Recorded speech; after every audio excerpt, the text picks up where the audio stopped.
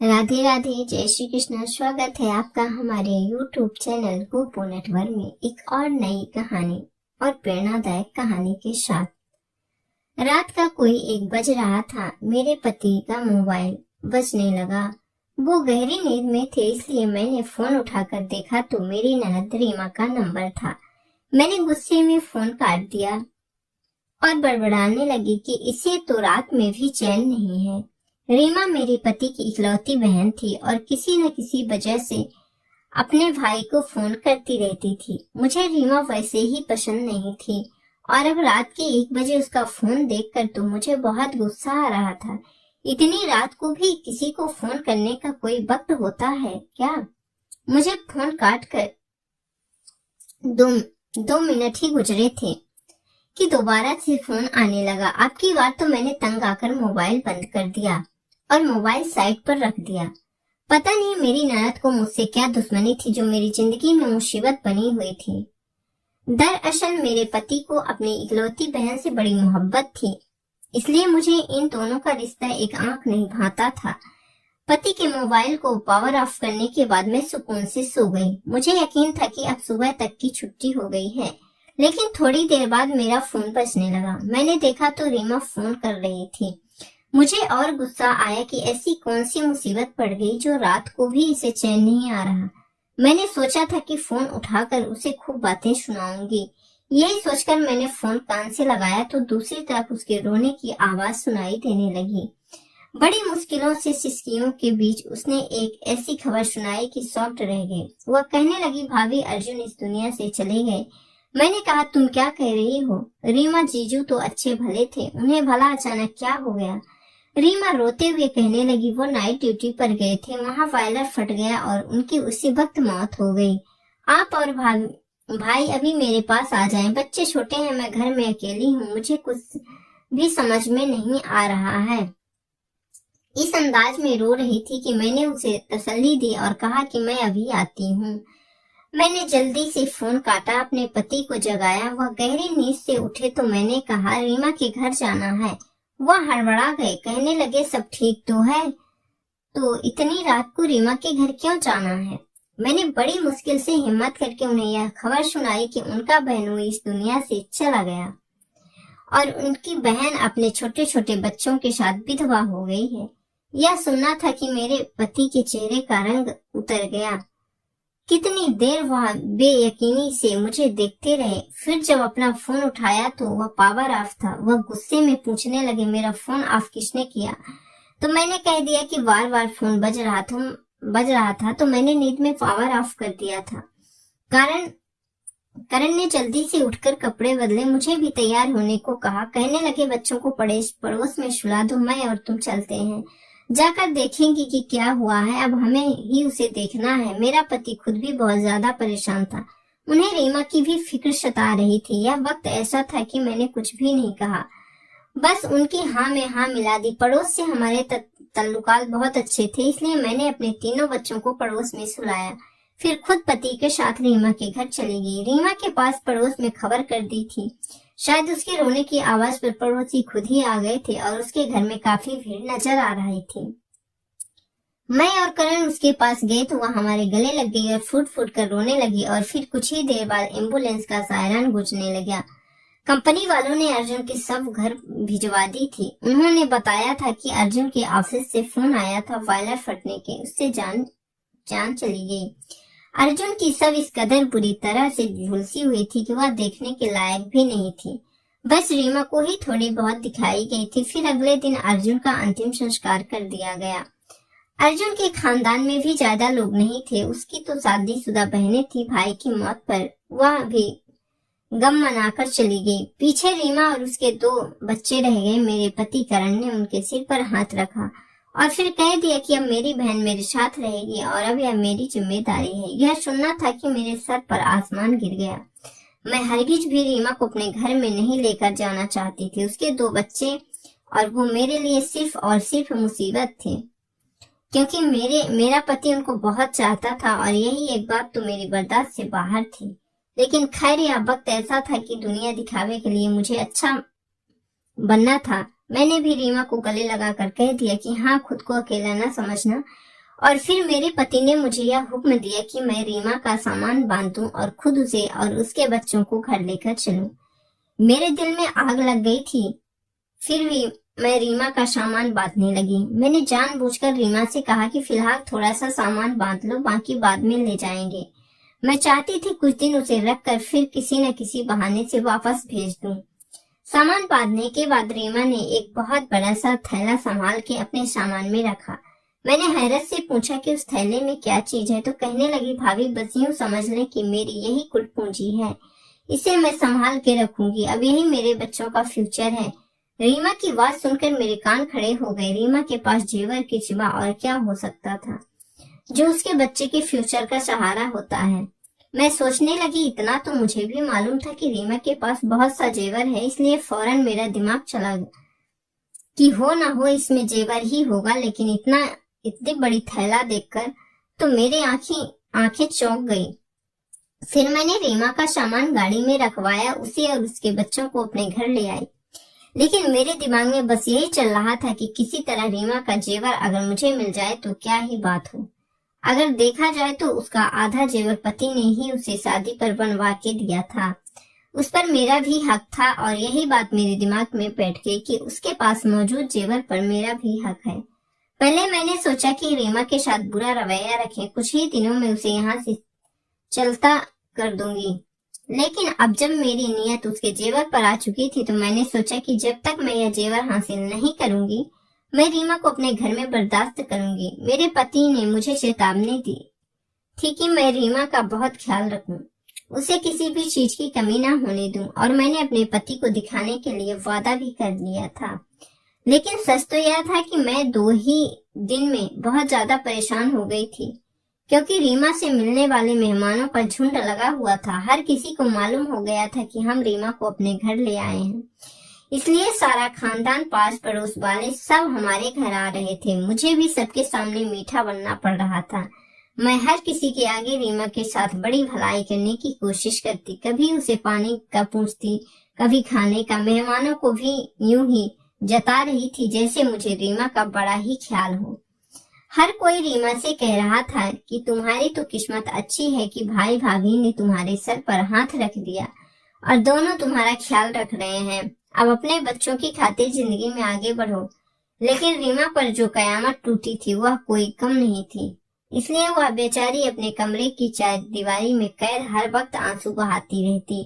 उसके दोनों बच्चे मेरे बच्चों के हमउम्र थे। 2 दिन सुकून से गुजरे और फिर तीसरे दिन बच्चों में झगड़ा शुरू हो गया। मेरे 3 थे, रीमा के 2 बच्चों ने मिलकर पूरा घर सर पर उठा लिया।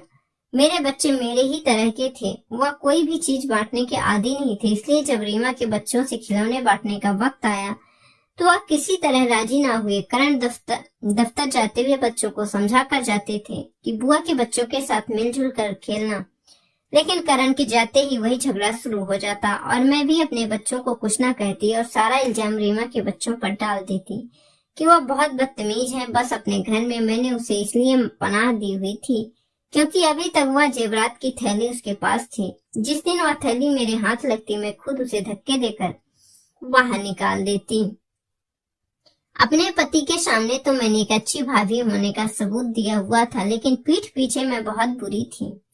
फिर एक दिन मैंने रीमा के सामने जानबूझकर इस तरह की बात की कि जमाना बहुत ज्यादा खराब है, अगर उसके पास कोई भी कीमती सामान है तो वह उसे बहुत सावधानी से रखे और चाहे तो मुझे दे दे, मैं अपनी अलमारी में रख लूंगी। मेरी बात सुनकर वह मुस्कुरा दी, कहने लगी, ठीक है भाभी, लेकिन मैं खुद हर चीज का ध्यान रख लूंगी। उसकी बात सुनकर मुझे बड़ा गुस्सा आया, लेकिन मैंने यह बात जाहिर नहीं की। मैंने सोचा था कि वह यह सुनकर डर जाएगी और अपना सारा जेवर मुझे दे देगी, तो मैं अलमारी में रखने के बहाने खुद उसे गायब कर दूंगी और फिर कुछ भी बहाना बना दूंगी कि चोरी हो गया वगैरह वगैरह। मगर वह तो बड़ी ही ढीठ निकली, उसने मेरे हवाले कुछ भी नहीं किया। इसी वजह से मैंने फैसला किया कि अब और रीमा को बर्दाश्त करने के बजाय मैं कोई न कोई तरीका करके जेवर हासिल कर लूं और फिर रीमा को यहाँ से चलता करूं। लेकिन मेरी बदकिस्मती थी कि रीमा ज्यादातर खुद अपने कमरे में ही रहती थी और अगर कोई मेहमान आता तो वह उसे भी अपने पास अपने कमरे में बुला लेती। शायद इसकी एक वजह थी कि हमेशा से ही बैठक को ताला लगाकर रखती थी। मैंने कभी उसके मेहमानों के लिए बैठक नहीं खोली थी, इसलिए अब जो भी आता वह रीमा के पास उसके कमरे में ही बैठ जाता। ऐसे ही 2 महीने गुजर गए। मैंने सोचा कि अब कुछ न कुछ करके मुझे वह जेवर हासिल कर लेना चाहिए, इसलिए मैंने एक रात गिलास में नींद की दवा मिलाई और वह लेकर रीमा के पास पहुंच गई। यह पहली बार था जब मैं दूध का गिलास रीमा के पास लेकर गई थी। वह हैरत से मुझे देखने लगी। मैंने शायद टेबल पर दूध का गिलास रखा, कहा कि तुमने खुद को कितना कमजोर कर लिया है, अपना ख्याल रखोगी तो ही अपने बच्चों पर ध्यान दे पाओगी।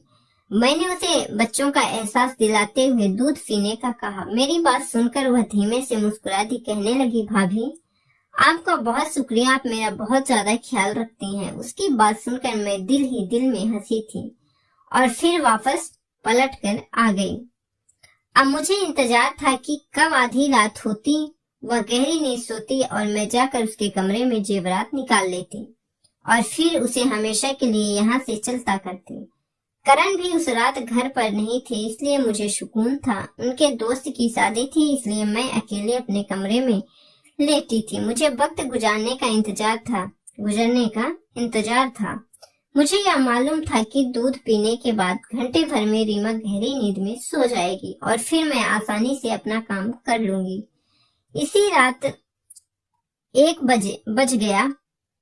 मेरे पति 2-3 बजे से पहले वापस नहीं आना था, इसलिए मैं दबे पांव अपने कमरे से निकली और रीमा के कमरे में पहुंच गई। कमरे का दरवाजा थोड़ा सा खुला हुआ था। मैंने बड़ी आहिस्ता से अंदर कदम रखा और मेरे होश उड़ गए, क्योंकि मेरी ननद रीमा रात के इस पहर अपने कमरे में अकेली नहीं थी, बल्कि वह मेरे पति करण के साथ थी। मैं हैरत से आंखें फाड़कर अपने पति को देख रही थी।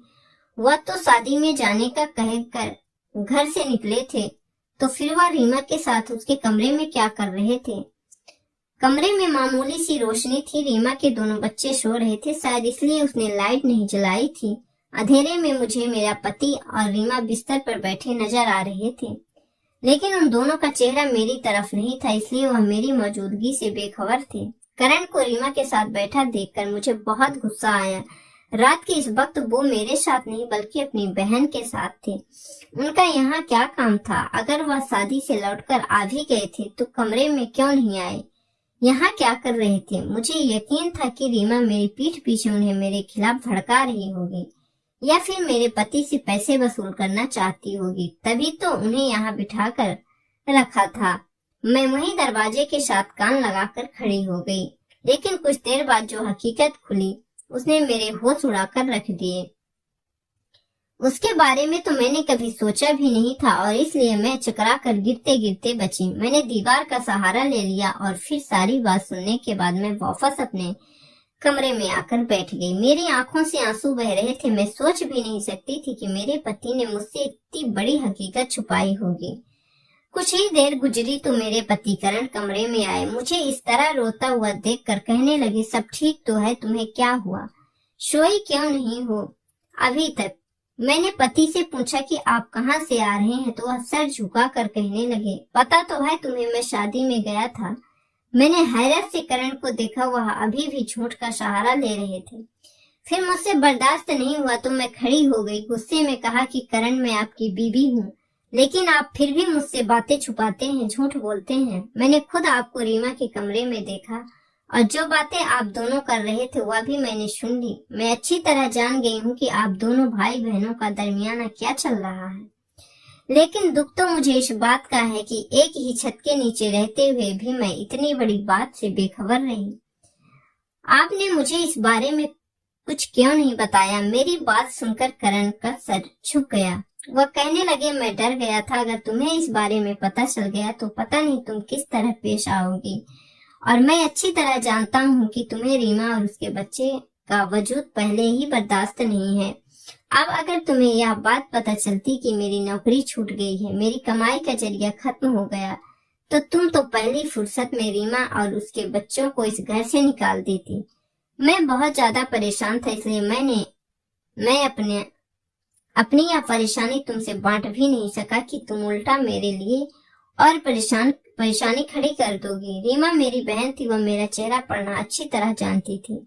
पिछले 2 दिन से वह मुझसे बार बार पूछ रही थी कि भाई क्या हुआ है, लेकिन मैं उसकी तकलीफ की वजह से खामोश था।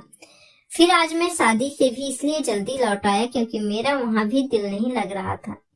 इत्तेफाक से दरवाजा रीमा ने खोला था, इसलिए उसने फौरन से मुझे अपने कमरे में बुला लिया। कहने लगी, अब मुझे बताओ क्या परेशानी है। अगर मेरे यहाँ रहने से कोई मसला है तो मैं अपने बच्चों को लेकर अपने घर चली जाती हूँ। आप अपनी जिंदगी सुकून से गुजारें। रीमा की बात सुनकर मैंने कहा कि नहीं, यह बात नहीं है। मुझे तुमसे या तुम्हारे बच्चों से कोई मसला नहीं है। दरअसल मेरी नौकरी छूट गई है और इसी वजह से मैं बहुत परेशान हूँ कि अब घर का गुजारा कैसे होगा।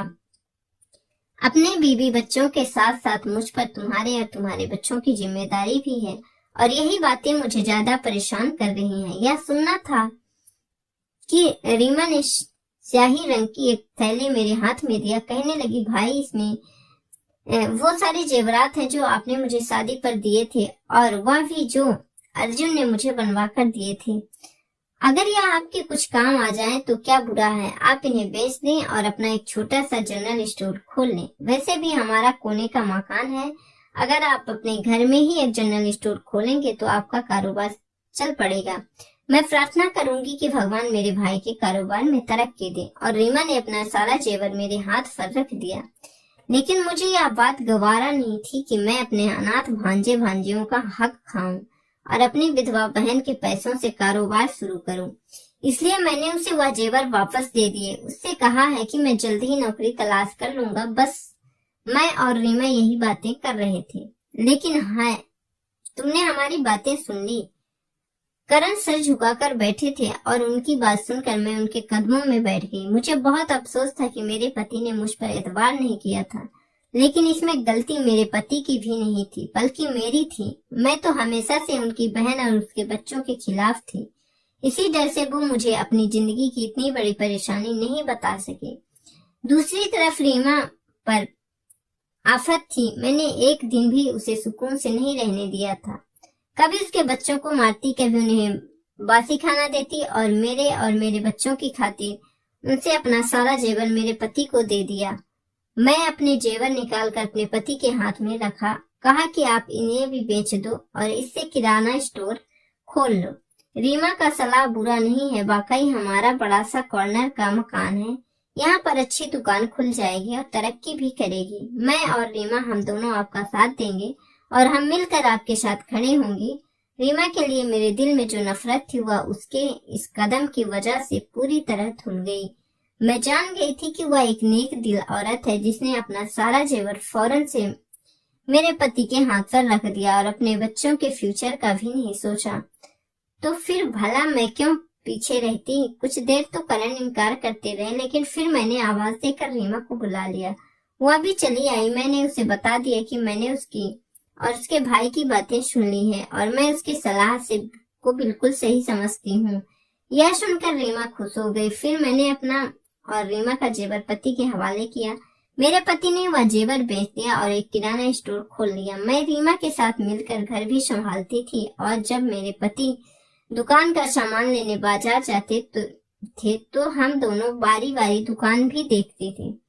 हम दोनों की मेहनत से दुकान खूब तरक्की कर रही थी। हम दोनों के बच्चे एक ही स्कूल में पढ़ने लगे और हमारी मोहब्बत देखकर बच्चों में भी मोहब्बत पैदा हो गई। मैंने रीमा से अपने हर गलती की माफी मांगी और वादा किया था कि मुझसे कोई तकलीफ नहीं होगी। आज हमारे किराना स्टोर को चलते हुए 2 साल हो गए हैं। हमारे घर में मोहब्बतों का राज है क्योंकि अब मैं रीमा को समझती हूँ और वह तो पहले से ही मेरे साथ अच्छी थी। जब इंसान अपने रिश्तों को समझता है और दिल में नेक इरादे रखता है तो भगवान भी साथ देता है। हमारा कारोबार आज तरक्की कर रहा है। उसके फल से हमारे बच्चे भी खूब अच्छी शिक्षा हासिल कर रहे हैं। और दोस्तों, आपको हमारी आज की ये वीडियो कैसी लगी आप कमेंट करके जरूर बताएं। और वीडियो अच्छी लगी तो लाइक, सब्सक्राइब और कमेंट करना ना भूलें। राधे राधे, जय श्री कृष्ण।